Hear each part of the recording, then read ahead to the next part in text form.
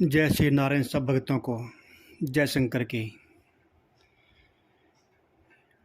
इस कामिका एकादशी व्रत कथा को श्रद्धा से सुनने से और इस व्रत को करने से और विष्णु भगवान की पूजा करने से पितर स्वर्गलोक में वास करते हैं। हमारे जन्म जन्मांतर के पाप दूर हो जाते हैं। सारे भक्त इस कथा को श्रद्धा से सुने और विष्णु भगवान का आशीर्वाद प्राप्त करें। जय शंकर की। जय विष्णु की। जय शंकर के सब भक्तों को। शंकर भगवान की कृपा से आज हम श्रावण महीने के कृष्ण पक्ष की कामिका एकादशी व्रत कथा को करते हैं। सारे भक्त श्रद्धा से सुने और शंकर भगवान का, विष्णु भगवान का आशीर्वाद प्राप्त करें। धर्मराज जी कहते हैं कि कुंती पुत्र धर्मराज युधिष्ठिर कहने लगे कि हे भगवान, आषाढ़ शुक्ल देवसैनी का आश्रित था चतुर्मास महात्म मैंने भली प्रकार से सुना है। अब कृपा करके श्रावण महीने के कृष्ण पक्ष की एकादशी का क्या नाम है सो कहिए। श्री कृष्ण भगवान कहने लगे कि हे युधिष्ठिर, इस एकादशी की कथा को एक समय ब्रह्मा जी ने नारद जी से कहा था, वही मैं तुमसे कहता हूँ। नारद जी ने ब्रह्मा जी से पूछा था कि हे पितामह, श्रावण महीने के कृष्ण पक्ष की एकादशी की कथा सुनने की मेरी इच्छा है। इसका क्या नाम है, क्या विधि है और इसका महात्म क्या है, सो कृपा करके मुझसे कहिए। नारद जी के वचनों को सुनकर ब्रह्मा जी ने कहा कि हे नारद, लोगों के हित के लिए तुमने बहुत सुंदर प्रश्न किया है।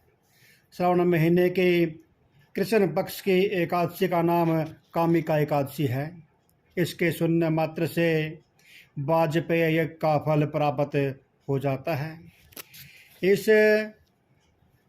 दिन शंख चक्र गदाधारी विष्णु भगवान का पूजन होता है, जिसका नाम श्रीधर, हरि, विष्णु, माधव और मधुसूदन है। उनकी पूजा करने से जो फल होता है सो सुनो। जो फल गंगा, काशी, नैमिषारण्य और पुष्कर स्नान का नहीं होता, वह विष्णु भगवान के पूजन के से मिलता है।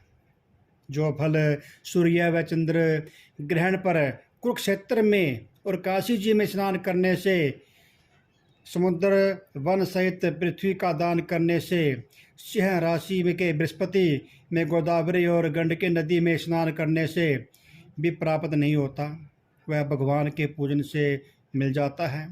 जो मनुष्य श्रवण में हैं भगवान का पूजन करते हैं, उनसे देवता, गंधर्व और सूर्य आदि सब पूजित हो जाते हैं।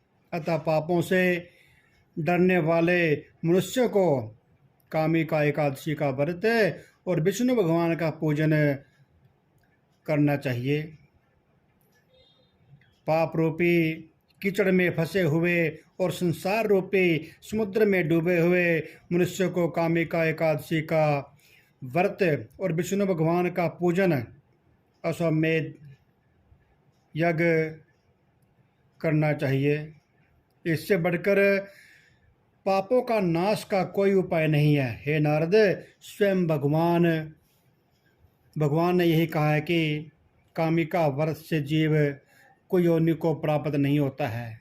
जो मनुष्य इस एकादशी को भक्ति पूर्वक तुलसी दल तथा भगवान को अर्पण करते हैं, ये इस संसार में पापों से दूर ही रहते हैं।